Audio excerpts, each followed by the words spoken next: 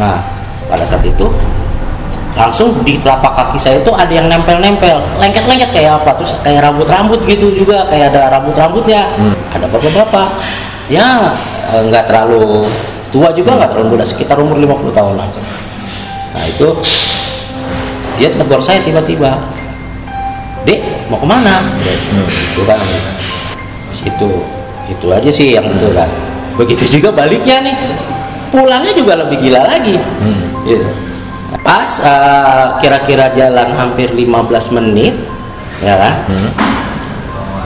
Itu motor ada lagi di depan. Di depan. Di depan. Motor yang sama. Motor yang sama.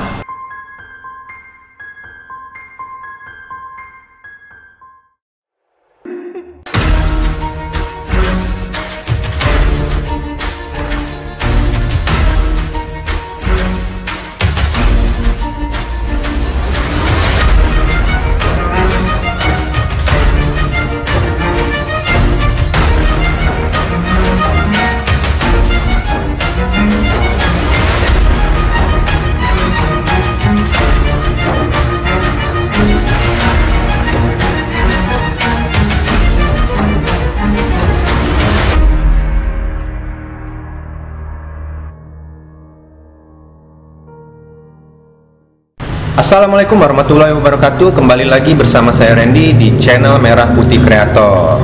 Nah, pada kali ini kita kembali ke konten podcast misteri, yang dimana kali ini saya mendatangkan narasumber, yaitu, ya bisa diperkenalkan Bang namanya? Nama saya Doni, biasa dipanggil Kidino. Nah, ini Kidino ini punya pengalaman horor yang menurut saya sih ya cukup menyeramkan lah ya Bang ya.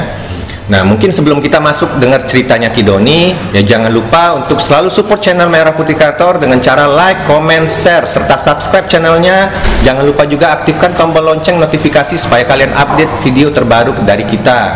Oke, kita langsung masuk aja ke ceritanya.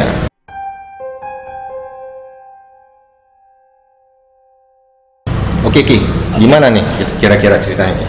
Ceritanya sih pada saat itu saya tuh dari Bekasi ke Lombok. Nah, di perjalanannya itu pas masuk ke Bali sih sebenarnya. Di Bali.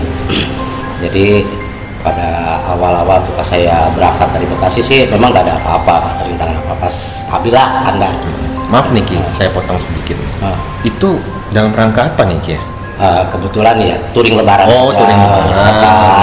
Itu sama keluarga doang atau rombongannya? Kebetulan sama keluarga, tapi bukan sama istri ya, cuman sama adik-adik gitu.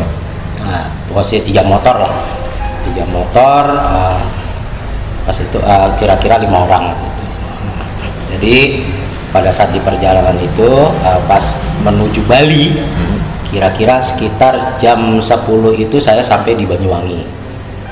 Jam 10 sampai Banyuwangi, lanjut nyebrang dong, biasa.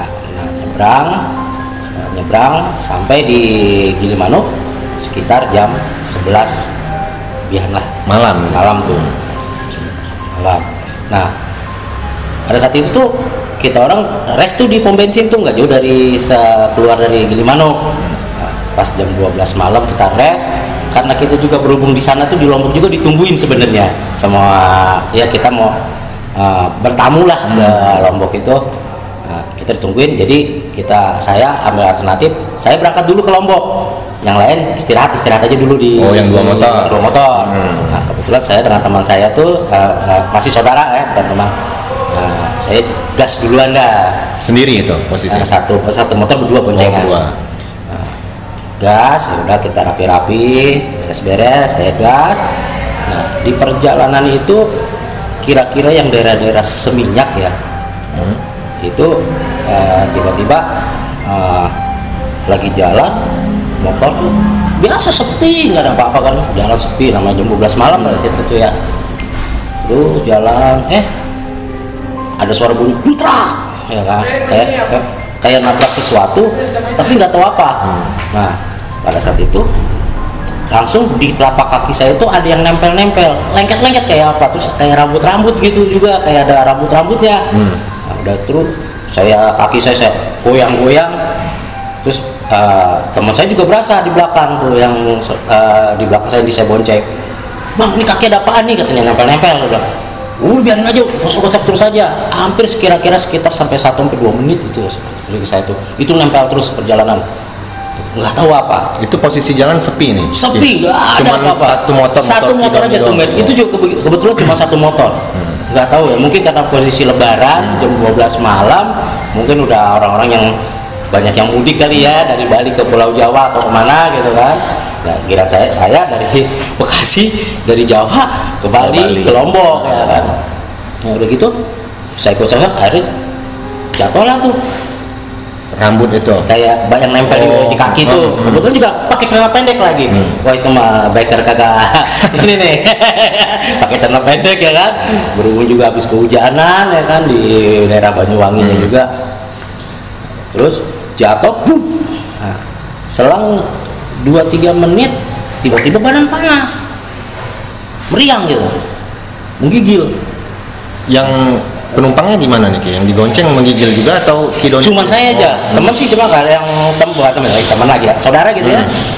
Ya dia sih nggak merasa apa-apa, cuman biasalah pusing-pusing, mungkin kecapean mungkin ya, karena perjalanan itu hampir udah 25 jam lebih ya kan, dari Bekasi ke mau sampai ke Balinya itu ke Balinya.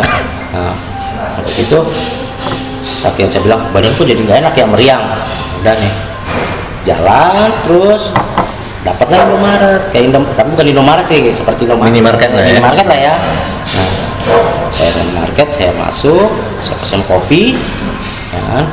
Bikin kopi sendiri, biasa bikin kopi sendiri. Terus nggak lama setelah bayar, saya duduk di depan, ada bapak-bapak, ya nggak terlalu tua juga, nggak terlalu muda, sekitar umur 50 tahunan. Nah itu dia tegur saya tiba-tiba, "Dek, mau kemana?" Gitu kan. "Oh, saya mau ke Lombok, Pak," saya bilang begitu. "Oh iya, lama nggak di sininya?" "Kayaknya sih langsung," saya bilang begitu. "Saya sih langsung," nggak nginap. Justru saya memang harus buru-buru sampai Lombok. Saya bilang saya harus ketemu orang, saya bilang di sana. "Oh iya, bagus kalau begitu," katanya. "Loh, memang kenapa, Pak?" "Jangan deh," katanya, "Ade jangan nginep dulu di sini," dia bilang begitu. "Kalau bisa langsung ke Lombok." "Kenapa, Pak?" saya bilang. Dia tetap kamu jawab. Nah, itu yang saya bingung kan, sampai mata tuh dia ngeliatin saya juga agak gimana gitu ya, kayak orang dibilang negesin, heran-heran gitu, terus agak kayak ada juga matanya agak mendelik, saya juga bingung kan. Nah, terus makin lama badan makin meriang, udah panas dingin sampai gimana juga. Nah, jalan pelan, akhirnya saya paksain juga kan, kopi saya habisin, jalan pelan, sampailah di ini Padang Bay itu.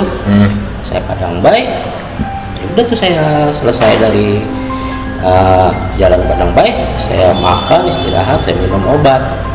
Yang anehnya udah selesai itu saya tidur tuh di kapal. Anehnya itu udah selesai, hilang gitu. Hilang, udah tidak ada sakit lagi. Udah nggak sakit lagi, udah nggak meriang lagi, seger kayak sedia kala.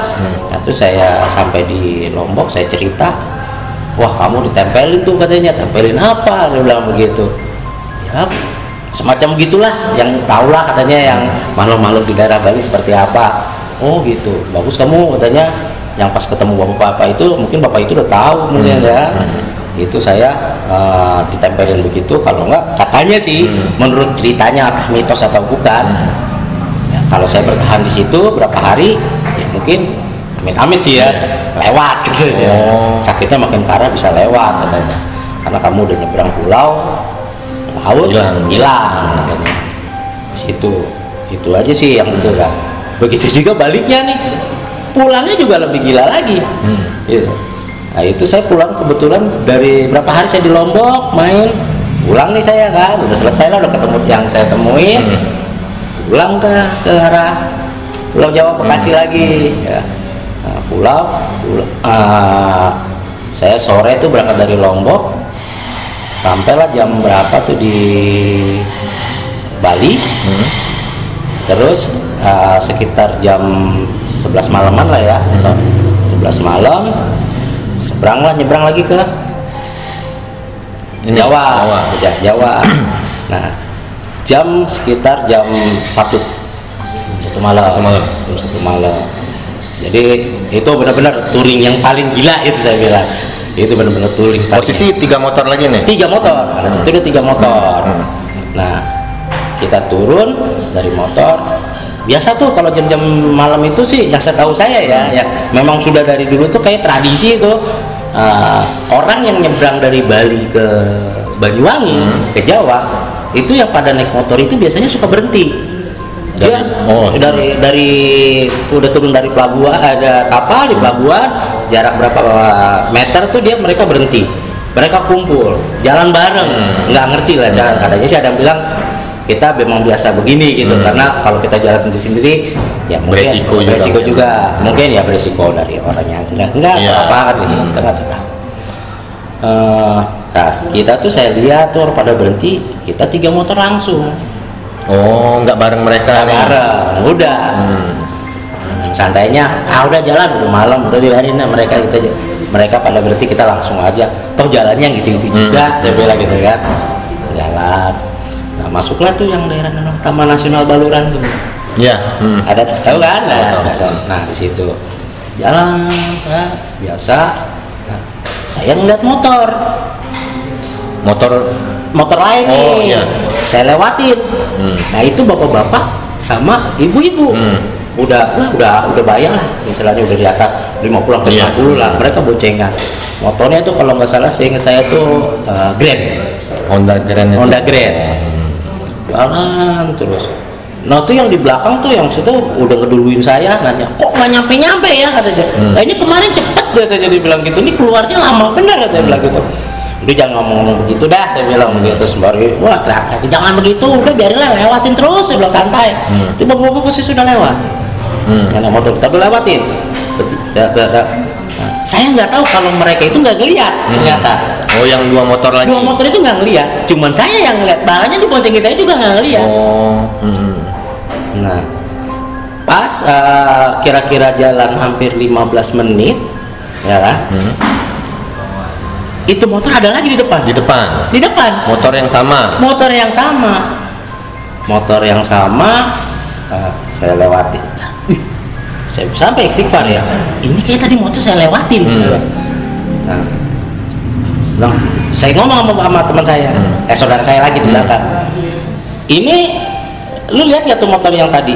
Lihat bang. Terus yang sebelumnya lu lihat gak tuh motor itu? Motor yang mana? Dari tadi kita nggak ketemu motor, karena kita jalan duluan, dia bilang begitu ya kan. Ngendarai motor sama bapak-bapak sama ibu-ibu itu? Sama. Itu lagi dengan baju yang sama. Saya bingung. Oh, lu lihat tadi ya? Yang barusan nih, lihat. Yang tadi sebelumnya enggak. Ya udah, kita berhenti dulu ya, saya bilang. Berhentilah tuh. Nah, berhenti. Saya habisin rokok sebatang. Sembari ya sedikit banyak saya istighfar, mungkin saya punya salah, kenapa kok bisa begini. Ya memang trek itu biasanya sekitar 15 sampai 20 menit gitu kan, kita lewatin sampai lagi ada nanti ya, gerbang Taman Nasional Baluran, perbatasan lah ya. Kok ini nggak nyampe, saya lihat waktu sudah hampir setengah jam. Dia bilang gitu. Udah, saya bilang, saya tanya sama mereka ya, teman-teman, bener kamu nggak lihat tadi?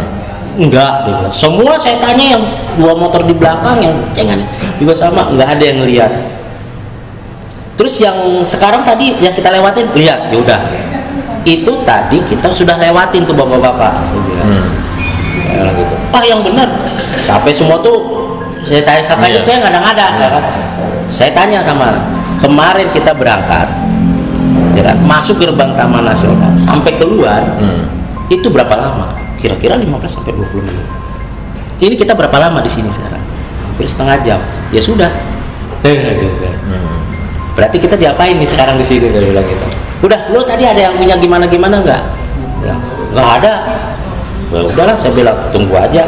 Itu saya merokok, saya ya bisa baca saya lah ya sebagai seorang muslim, ya kan. Udah, terus minta pertolongan supaya jangan sampai terjadi apa-apa. Nah, setelah selesai merokok, yang saya punya hati, udah ini boleh sekarang jalan lagi. Saya jalan. Gak taunya nggak sampai 5 menit sampai udah ngelewatin terus. Nah, itulah pengalamannya itu yang paling Wah, Jawa, Jawa, Bali, Lombok, Lombok, Jawa, Bali, Jawa. Kira-kira ini mungkin ada sedikit yang mau saya tanya nih Ki. Pernah dengar cerita nggak Ki, ibaratnya tuh dari ya yang orang pernah melintas atau apa itu memang akses jalan itu tuh memang sering ada penampakan atau gangguan atau apa gimana Ki? Oh ada. Memang akses yang Ki lewatin itu ada. Terutama maaf kata ya buat teman-teman kalau misalnya yang masih pacaran, belum berstatus suami istri, main ke Bali, ya kan, terus melakukan hal yang tidak, yang istilahnya masih belum boleh lah gitu ya, terutama untuk Bukan muhrimnya lah ya. terutama untuk naik motor, kalau bisa jangan. Dan banyak teman-teman yang bilang pada saat itu juga ada kejadian juga, tiba-tiba angin besar daerah pas masuk Taman Nasional Baluran, situ juga makanya teman sempat marah lagi itu, siapa yang macam-macam gini ya, ada yang ngaku ya inilah kayak begini hasilnya. Taman Nasional Baluran itu memang agak sedikit wow lah kalau buat di perjalanan itu, makanya kebanyakan kalau mereka masuk ke kapal sekitar di atas jam 10 malam gitu mau ke arah Bali, itu biasanya mereka memang saling tunggu supaya konvoy lah ya, walaupun nggak kenal juga biasanya konvoy Ya dia jatuhnya sih minimalisir resiko. Iya, sebenarnya sih seperti itu sebenarnya ya, mungkin takut ada apa gitu, mau mogok atau apa kita nggak tahu.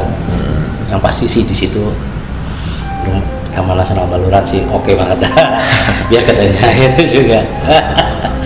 Oke lah, mungkin ya cukup sekian cerita pengalaman horor dari Ki Doni.